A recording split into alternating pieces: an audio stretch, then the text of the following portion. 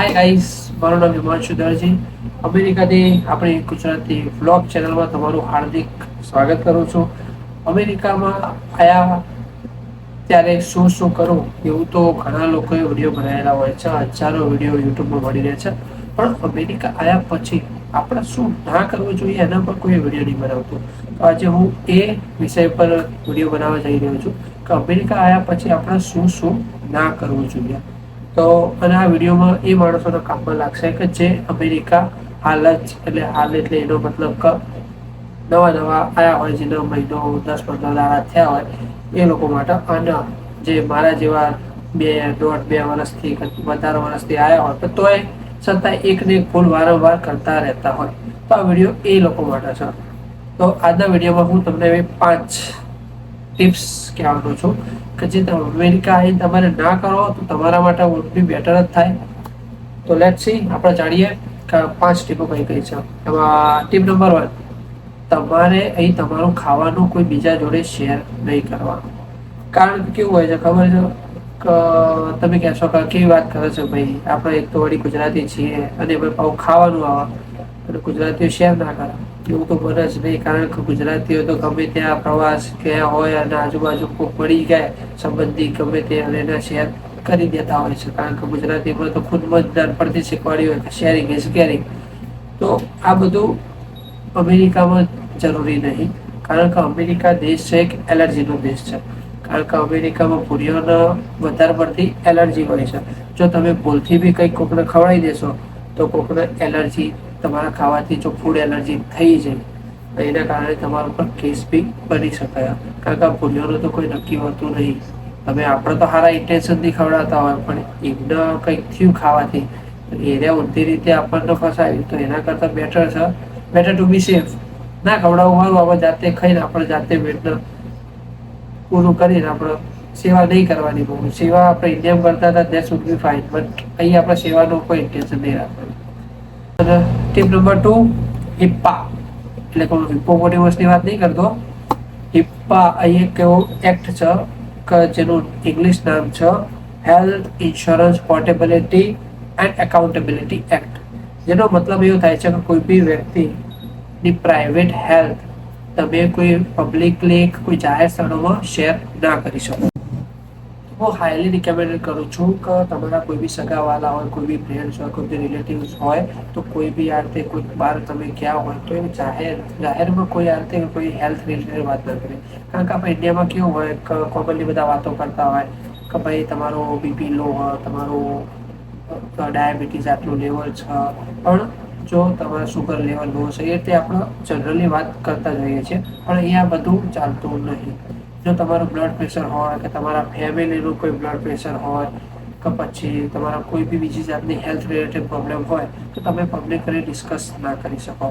જો તમે આવું કરતા તમે પકડાવ, ધારો કે કોઈ ધારો કે એક્ઝામ્પલ લઈ લે કે મારી કોઈ હેલ્થ રિલેટેડ પ્રોબ્લેમ છે, અમારો ફ્રેન્ડ છે, કોઈ કોઈને એના સંબંધીને વોટ્સઅપ કરો, ફેસબુકમાં નાખો કે ગમે ત્યાં ટેક્સ્ટ મેસેજ કરો, પણ જો આવું કરતા એ પકડાઈ જાય તો એના અહીંયા $5,000 ફાઇન છે અને જેલ થાય એ અલગ. તો આવું કરતા પહેલા એકવાર વિચારજો, કારણ કે કોઈની પંચાયત એટલે આપણે ગુજરાતીમાં એવું જ કહેવાય ને, કોઈની પંચાયત કર્યા પહેલા એ બધું વિચારજો. કે એ પકડાશો ને તો હાથમાં નહીં આવો. અહીં તો પોલીસવાળા તમને ખબર જ છે, એની પોલીસ તમને રૂલ્સ ફોલો નહીં કરો તમે ગયા, તો રૂલ્સ ઓલવેઝ બી ફોલો કરવા પડે. ટીપ નંબર 3, હેન્ડીકેપનું પાર્કિંગ હોય ત્યાં આપણે પાર્કિંગ ના કરવું જોઈએ. કારણ કે ઇન્ડિયામાં તો કેવું હોય, આપણે પાર્કિંગ હોય તો હેન્ડીકેપનું પાર્કિંગ એવું કંઈ અલગથી રાખતા હતા હશે, પણ મને કોઈ ખાસ એવી આઈડિયા નહીં. પણ અહીંયા મેઇનલી તમારે ગમે ત્યાં કોઈ બી મોલમાં જાઓ કે ગમે તે કોઈ દુકાન આગળ જાઓ તો તમારે હેન્ડીકેપનું પાર્કિંગ તો કમ્પલસરી હોય જ છે. તો આપણે એ જગ્યાએ પાર્કિંગ ના કરવું. કારણ કે આપણે ગુજરાતીઓ તો મને ખબર જ છે કે આપણે કેવા હોઈએ છીએ. એટલે 5 મિનિટનું કામ છે કે હું હાલ આવ્યો મોલ આગળ જાય કે 5 મિનિટનું કામ છે મૂકીને આવ્યો કે હાલ જ જઈને પાછો આવ્યો, બહુ વારે નહીં લાગે. પણ આવું 5 મિનિટ આપણે બીજી કંઈક પાર્કિંગમાં જગ્યાએ મૂકીને જઈ આવીએ તો આપણો કોઈ એટલો ટાઈમ બગાડવાનો નહીં. 5 મિનિટમાં તો કોઈના બગલા બનતા નહીં ભાઈ. તો એ રીતે કરો તો સારું એમ. કારણ કે જો એ કરો તો તમારે ટિકિટ આવવાની સંભાવના વધી જાય. ટિકિટ આવવાની સંભાવના વધી જાય એટલે તમારે તમારો જે રેકોર્ડ હોય, જે તમે લાયસન્સમાં પછી ખૂબ દિવસ સાથે તમે પકડી ગયા હોય, પછી તમને લાયસન્સ પર તમે ખૂબ દિવસ પકડાવો એટલે નાખે એટલે જુઓ એટલે તમારો રેકોર્ડ બોલે, ત્યાં રેકોર્ડ બોલે એટલે તમારી ઇમેજ તો ખરાબ થવાની જ છે. અને પાછો તમારે કંઈક ટિકિટ આવે, અધરવાઇઝ તમારી ગાડી ત્યાંથી ટો કરી જાય. આટલા ઓપ્શન છે. એના કરતાં બેટર ટુ બી સેફ કે આપણે ગાડી 5-10 મિનિટ થોડી વધારે થશે, આપણે કંઈ નાખી નહીં જતું, પણ ગાડી આપણો વિકલાંગનું જે પાર્કિંગ હોય, હેન્ડીકેપનું પાર્કિંગ હોય, ત્યાં આપણે પાર્કિંગ ન કરવું જોઈએ. ટીપ નંબર 4, અમેરિકામાં બને ત્યાં સુધી હાથ પાછળ કરી ના ચાલો. કારણ કે એ કેવું હોય છે યાર, ખબર છે કે જેવી રીતે આપણે ઇન્ડિયામાં હોય કે ઇન્ડિયામાં હાથ પાછળ રાખીને ચાખો, એ રિસ્પેક્ટ આપણે આપીએ એવી રીતે કહેવાય. કારણ કે ઇન્ડિયામાં ઓલવેઝ રિસ્પેક્ટ આપીએ તો કોઈ મોટું માણસ હોય તો પાછળ હાથ ઉભા રહે, હાથ પાછળ રાખીને ઉભા રહો તો તમને એવું લાગે કે કોકના પ્રત્યે આપણે રિસ્પેક્ટ શો કરીએ છીએ. પણ અમેરિકામાં એવું નહીં. અમેરિકામાં તમે ગમે ત્યાં હાથ પાછળ રાખો તો બધાને એવું લાગે તમારા હાથમાં કંઈ વેપન છે, તમારા હાથમાં કંઈ હથિયાર છે, તો એ તરત જ કંઈક પોલીસને કોલ કરી દે કે ભાઈ તમારાથી બચવાનો ટ્રાય કરો. સો બેટર ટુ બી સેફ કે હાથ પાછળ ના રાખો એટલું તમારા માટે બેટર છે. કારણ કે જ્યાં બી ચાલીએ તો પાછા હાથ રાખીએ તો આપણને એવું લાગે કે આપણે રિસ્પેક્ટ શું કરીએ છીએ, પણ સામેવાળો માણસ કંઈક ઊંધું જ વિચારતું હોય એના કરતાં બેટર છે કે હાથ આપણે આગળ રાખીને ચાલવાનું, સાઈડમાં રાખીને ચાલવાનું, તો આપણે બધાથી બચતા રહીએ, બીજું કંઈ નહીં. અને આપણા કારણો વગર હું લેવા તકલીફ આપણા હાથમાં માથે લેવી જોઈએ. કારણ કે ભૂરીઓનો તો નક્કી કહેવાય નહીં, ગમે તે રીતે આપણા ઉપર કેસ કરી દો. કારણ કે આ તે મને મારો આવે છે, આ તે મને ધમકી આપે છે, ગમે તેમ કરી નાખો આપણને. એના કરતાં બેટર છે કે હાથ સાઈડમાં રાખીને ચાલો. ટીપ નંબર 5 આવી ગઈ છે, લાસ્ટ ટીપ આપણી. આપણે કોઈ બી દેશમાંથી અમેરિકામાં આવતા હોય, ધારો કે કોઈ ન્યુઝીલેન્ડ, ઓસ્ટ્રેલિયા કે આપણે ખુદ ઇન્ડિયાથી આવતા હોય અમેરિકા, તો ઘણી વસ્તુ ધ્યાનમાં રાખવા જેવી છે. કારણ કે ફ્રૂટ્સ એન્ડ વેજીટેબલ્સ લાવવું એ પ્રતિબંધ છે.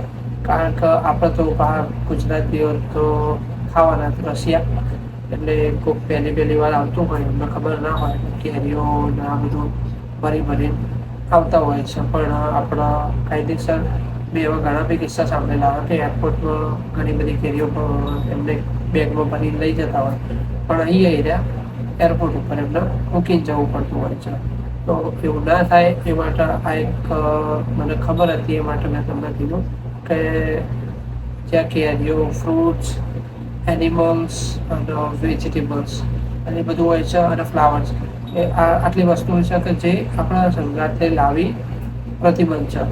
કારણ કે એવું હોય છે ઘણા લોકો પહેલી વાર આવતા હોય છે તો આ બધું જોડે લઈને આવો. કેરી હોય, ફ્લાવર્સ હોય, કોક તો એનિમલ, કૂતરો એમનો લઈને આવી કે પાડેલો હોય, પેટ હોય એમનું પાડેલું, એ લઈને આવતા હોય. પણ એ બધું અહીંયા પ્રતિબંધ છે. તો આ વસ્તુ ધ્યાનમાં રાખવા જેવી છે, તો મેં તમારા જોડે શેર કરી. Racism in America. હવે આપણા રેસિઝમ એટલે કાસ્ટ એવું ચાલે જ છે. કારણ કે આ બધા આપણે ઘણું બધું સાંભળ્યું હશે કે અમેરિકામાં રેસિઝમ બહુ જ ચાલે છે, પણ એ તદ્દન સાચી વાત છે. કેમ કે અહીંયા તમે કોઈને એમના ચામડીના કલર પરથી બોલાવી ના શકો. ધારો કે તમે કોઈ એશિયન છે, બ્લેક પીપલ છે, વ્હાઇટ પીપલ છે, તો અહીં એવું એ બધું કહો તો એ બધું એમને ગમતું નહીં. જો તમે એવું કહો તો સામેવાળા માણસને ના બી ગમે અને કમ્પ્લેન બી આપણા વિરુદ્ધ કરાવી શકે. તો અને એ બી અમેરિકામાં કેવું હોય ખબર, સૌથી મોટો ડિફરન્સ હોય ને ત્યાં બ્લેક પીપલનો અને વ્હાઇટ પીપલનો હોય. કારણ કે આવું તો મેં ખુદ ઓબ્ઝર્વ કર્યું કે જે બી અમેરિકામાં રહેતા હોય મારી વાતને સમર્થન આપશે કે જ્યાં બ્લેક પીપલ હોય ત્યાં વ્હાઇટ પીપલ હોય જ. ખબર નહીં એ શું કારણથી નહીં હોતા, પણ આ વસ્તુ ફેક્ટ છે. અને જ્યાં વ્હાઇટ પીપલ હોય ત્યાં બ્લેક પીપલ હોઈ શકે, પણ જ્યાં બ્લેક પીપલ હોય ત્યાં વ્હાઇટ પીપલ હોતા જ નથી. તો આવું ખબર નહીં મને કેમ છે, જો ખબર પડશે તો હું આગળ વિડીયો બનાવીશ અને તમને એમ તમારું ક્લેરિફિકેશન આપીશ. પણ હાલ તો મને એ બધી કંઈ ખબર નથી. અને જો આ કાસ્ટનું ચાલે જ છે, એટલે અમેરિકામાં કોઈ બી રહેતા હોય તો કોઈ ભૂરિયા હોય, કાર્યા હોય, તો એમને ગુજરાતીમાં બોલાવો તો એમને ખબર નહીં પડવાની, પણ આ તો ઇંગ્લિશમાં તમે જો બોલાવો અને જો એમને કીધું ને એમને ખોટું લાગ્યું, એમને જો એ કમ્પ્લેન કરે તો એનાથી બચવું સારું. અને હું એક ગુજરાતી છું તો હું એવું નહીં ઈચ્છતો કે આપણા ગુજરાતી ભાઈઓ કોઈ તકલીફ હોય. અને હાલ સુધી જો તમે આ વિડીયો જોઈ રહ્યા હો તો પ્લીઝ લાઈક કરજો, શેર કરજો, સબસ્ક્રાઈબ કરજો. અને આ વિડીયોમાં મને તો ખબર હતી એટલા પોઈન્ટ બી અહીંયા તમને દર્શાય કે કરી 5 પોઈન્ટો દર્શાય, પછી ના કરો એ would be better તમારા માટે. વિડીયો જોઈ રહ્યા હોય અને એમને બી આ ખબર હોય કે આ બી પોઈન્ટ એક આ કરી કહેવાય એવું છે, તો તમે બી મને કોમેન્ટમાં લખજો. તો નેક્સ્ટ વિડીયો બનાવીશ, પાર્ટ 2 કરી રહ્યો છું, વિડીયો બનાવીશ કે એમાં શું શું બાબતો મારાથી રહી ગઈ હોય એ મને કહેજો, તો હું બી તમને અંદર વિડીયો બનાવી દઈશ. બસ આ વિડીયોમાં આટલું કહેવું હતું. તો વિડીયો લાઈક ગમ્યો હોય તો શેર કરજો વધુને વધુ તમારા ફ્રેન્ડ્સ, રિલેટિવ્સ કે વોટ્સઅપમાં કે ફેસબુકમાં કે ટ્વિટરમાં, ઇન્સ્ટામાં તમારે જેમાં ભાવે એમાં શેર કરજો. અને જેને નવા આવ્યા હોય મારી ચેનલ પર તો પ્લીઝ સબસ્ક્રાઈબ કરતા જજો. મળીએ નેક્સ્ટ વિડીયોમાં. ત્યાં સુધી જય દ્વારકાધીશ.